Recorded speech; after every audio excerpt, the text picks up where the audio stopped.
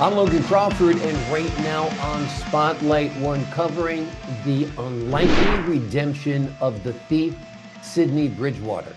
It's written by one of my favorite authors, one of my favorite guests. His name is Mic Lowther, and this is the second book in the riveting Morehouse trilogy. This tale spins the gripping narrative of Sydney Bridgewater, a master thief on a journey towards an ambitious redemption, weaving through international intrigue with the help of unlikely allies. It is a story of guilt, friendship, and the lengths one will go to for a second chance. We're delighted to have this very talented author join us here today on Spotlight. We thank our team at Atticus Publishing for helping us put him in the spotlight today. And we ask viewers like you to support writers like him by subscribing to our channel and by purchasing his wonderful work. The links are below this interview. Mick, great to see you here today on Spotlight. Thank you. Glad to be here. Let's give the folks at home a little bit of an overview on your latest book, The Unlikely Redemption of Thief Sydney Bridgewater. Well, Sydney started out as a character in my first book because I realized that the story didn't have a bad guy, at least not a main character bad guy. So I created a bad girl instead. And her history is that she's a computer genius. She's stolen $21 million from 5 employers over 28 years, and she's never been caught. And so I was following her progress. And so in 17 parcels, she leaves her employer and goes off to the North Dakota oil fields to continue doing the same thing. In Unlikely Redemption, she's back. And so she's concerned that someone's going to find out, because the people are sniffing around her code, and her worry is that she will be revealed and then suffer bad things, bad publicity. Absolutely. So she goes off to and creates this redemption plan. The first is to square up with all the people she's stolen money from. And so she hires an attorney to help her do that. And that works out just the way it actually does in business settings. Nobody wants the money back. They're just glad they came and talked to her first. Because they said, you came to us, this is a good thing, because now we don't get revealed as people who don't pay attention to what we're doing. And so anyway, and then she goes off on this redemption plan, which was to do something for herself, to do something for a friend, and to do something for someone not her friend. And that's the structure of the book. Gotcha. And this is the second book, as you mentioned, in the trilogy. The first book is called 17 Parcels, right, which is a different story. It's a story of a patriarch who has kind of a puzzle left at the end of his life for his children, right? Tell us a little bit about that story. Well, they go off on this treasure hunt. And Dad wasn't all that pleased with how his children turned out. So he wanted to create a way for them to work together. And so he gathers all the information about himself and his fortune and where is it, and has a driver bury those 17 parcels contain all the information that he has collected, bury them all over the United States. And so when they assemble for the reading of the will, when he passes away, they discover they have to go and find these things, and they're really upset about it. saying, because they were expecting to get this $1 billion just divided neatly into thirds and we would go our merry way. Not so. Exactly. They gotta go find what it is and where it is, and the book is about how they do that and how they come to work together. Exactly. And you've taken a character from that first book, Sydney, and put her in her own book, Yeah, basically in story 2. Do you have a story 3 worked out, book 3? yes, I do. I'm about 3/4 of the way done with it. And And, so I'll be working on it, into the summer, and I'll finish it up this winter. and what's the focus of that book? The focus is about the three characters that haven't really appeared, that the three children, Caroline, David, and Juliana, the three children of the patriarch, how they decide to do something, so they get their whole mission becomes in the book to find out more about their dad, because he was very mysterious, and their mom, who died when they were teenagers. And so that isn't what I thought I was going to write about, but that's what the characters did. And so Exactly. Sometimes it just takes on a life of its own, right?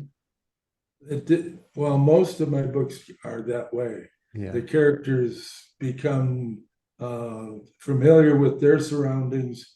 They get to know who I am, and then I understand what they're saying, what they're thinking, and the book just takes on from there. Right. The experience I had in this current book is that it suddenly ended. Mm. I realized I wrote this chapter, and I realized this is the end of the book. So I'm still short 20,000 words. So I gotta go back and fluff this up a bit. Yeah. So that's what I'm doing with it right now. Gotcha. I'm sure you're enjoying the journey. I mean, it's quite a challenge for any writer to write a trilogy. That's a lot of words. Well, it's a lot of story, Yeah. and I've had so many ideas that just ended at chapter 3. Yeah. And said, oh, I've told the whole story. There's nothing more to do. So this one, 17 parcels, just zoomed beyond that. Yeah. And there was enough book to write this one. And the third one is, well, it's doing just great. I'm trying to write something that's a fitting companion to the two I've already written. Absolutely. It seems like travel is a big part in this trilogy. Obviously, you had the 17 parcels, which was a treasure hunt. Sydney's plan involves traveling from different cities as well. That kind of adds to the adventure, it adds to the intrigue, and adds to the enjoyment for the reader, don't you think? Yeah, and the same thing happens in the third book. Yeah. And this is because I've done a lot of traveling, and I really like road trips. Mm. And I went on 3 of them last year. And so anyway, that theme appears in the third book as well. Exactly. I'm a big road trip fan myself. I think we discussed this last time. That's for sure. There's something about getting in your car and just going anywhere, as Yeah, opposed to getting into a plane and going anywhere. It's so much more comfortable in your car, don't you think? right, because I can stop where I want. Exactly. Eat when you want, stop when you want, and you're the pilot, which is nice as well. Have you thought about this trilogy? I think we talked about this a little bit last time, but now the series is getting more detailed as a TV series. I think it would be such an interesting topic to explore. I think so. I would really like that to happen. Yeah.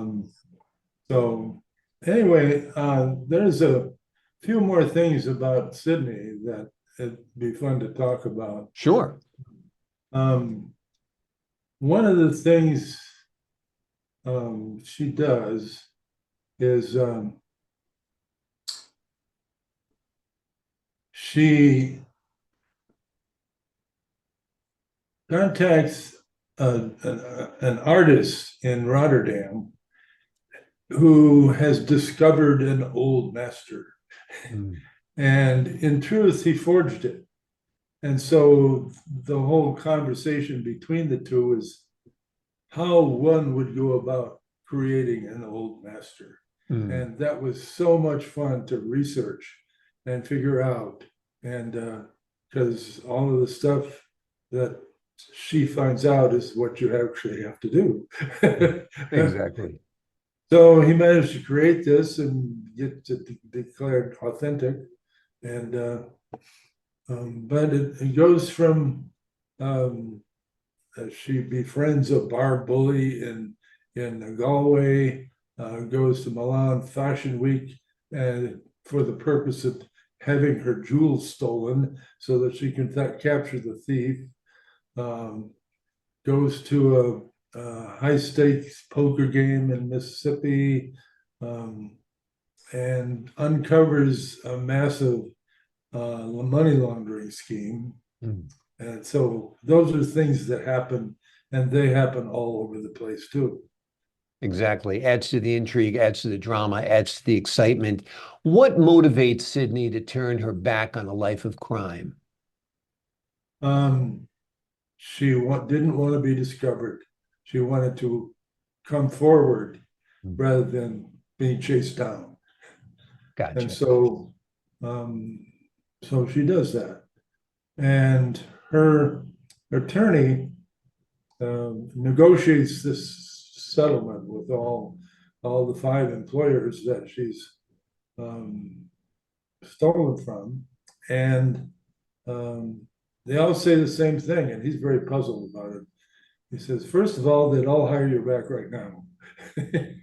And second, they don't want any of the money back because that would focus too much attention on them. And third, but you can't get off that easily, so we want you to do something to show recompense.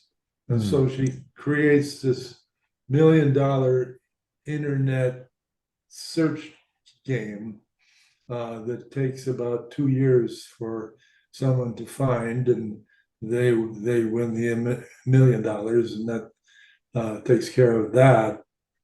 And then she befriends 2 young people and actually assists them to get into business. One of them is a fashion designer, and the other is a welder who creates giant metal art, like a big rhinoceros or something like that.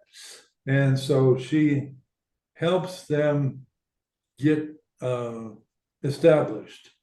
And then the third part of it, which was helping someone not her friend, she ends up working for an outfit called We Remember, and that's based in London. And this is actually based on an actual cabinet post in the government that people are hired to